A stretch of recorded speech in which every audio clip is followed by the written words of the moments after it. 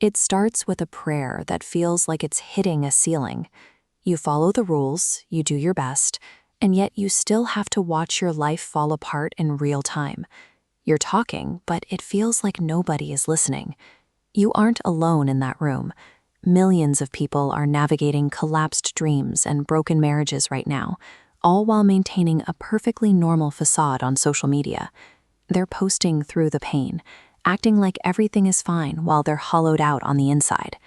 In that gap between your reality and your expectations, one question starts to burn. If God loves me, why does it feel like He's not here? That question doesn't mean your faith is failing. It means your faith is honest. Even Jesus, in His final moments, cried out to ask why He had been forsaken. If the Son of God could feel that distance, you are allowed to feel it too.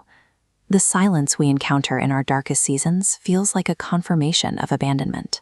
But we often confuse God's lack of a visible hand with a total lack of His presence. To understand what is actually happening when the world goes quiet, we have to look at the historical evidence. The story of Joseph is usually told as a simple narrative, but it's actually a map of how God works in the unseen. Joseph's life was a steady downward trajectory. His family betrayed him, he was sold into slavery, and then, after doing everything right, he was falsely accused and thrown into a dungeon. He spent 13 years doing the right thing and getting the wrong result. 13 years of silence. Yet the record never says God left him. It explicitly notes that in his incarceration, the Lord was with him. Joseph eventually rose to lead the most powerful nation on earth. Those 13 years of silence provided the exact developmental pressure he needed to reach his destination. When God is silent, He is often working through the mechanics of protection and preparation. He is removing what doesn't belong and delaying your progress to keep you from a disaster you can't see coming. Extraordinary things require time and intense pressure to develop. A diamond isn't formed in a day, and an oak tree doesn't grow in a week. The waiting isn't an interruption of the work.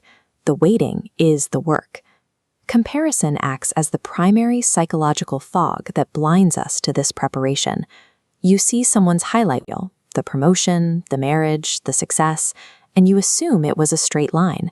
You don't see the years they spent in their own version of a prison, or the bathroom floor at 2 a.m., where they ask the same questions you're asking right now. Measuring your painful reality against someone else's curated illusion leads to the false conclusion that your own timeline is broken. Your life operates on a custom timeline that cannot be rushed or copied. Purpose is forged in the fire, and your current season is the heat required for that process. To move through this, you have to start by refusing the lie. When your mind tells you that you've been forgotten, replace that thought with a vocal acknowledgement. God is working in ways I cannot see yet. Second, do the next right thing. You don't need a 10-year plan. You only need to handle the immediate responsibility in front of you today. Joseph served faithfully in prison long before he served in a palace. Third, tell the truth.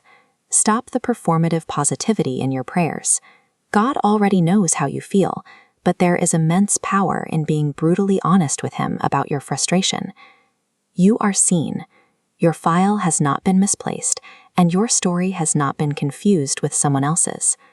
The same force that brought Joseph out of the pit is utilizing this period of silence to build you. The darkness you're standing in right now is the forge of your greatest purpose.